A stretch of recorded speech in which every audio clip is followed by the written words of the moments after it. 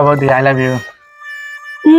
খালি এতে I love you করতে আইছে, একটা বড় একটা গিফট হাতে করে নিয়ে আসে বলতি আই লাভ ইউ। ঠিক আছে, তাই বড় একটা গিফট নিয়ে আসি, তারপরেই কব।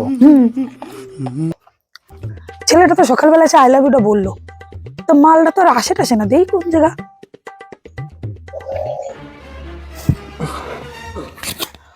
ও ঠাকুরপো, তুমি এই জায়গা, তুমি যে আমার সকালে বললে বড় একটা গিফট আনতেছো, তোমার গিফট কই দাও।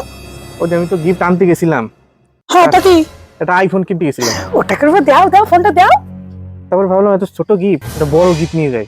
তারপর গেছিলাম একটা হীরের দোকানে, হীরের আংটি আনতে। ও ঠাকুরপো দাও, পরাই দাও। দাও। ওটাও আনতে পারিনি। ভাবলাম কি যে বড় তো গিফট দেবো, যদি এতে বড় কেউ অন্য কেউ গিফট দিয়ে দেয় তখন তো তুমি তার প্রেমে পড়ে যাবে। ওই জন্যই ভাবলাম যে কোনো কিছু দরকার নেই, কোনো গিফট দেওয়ার দরকার নেই। ওই তুই দুঃখ পাবি নি, অন্য কারোর সাথে প্রেমে পড়ে যাবে না। ও তুই আগের থেকেই ড্রিঙ্ক করবি, তো আগে তুই ড্রিঙ্ক কিনে তা শুরু করে দে। দুঃখ তো তুই পাবি, তা আগে থেকে কিনে নিয়ে এসে আগের থেকে গা শুরু করেছিস।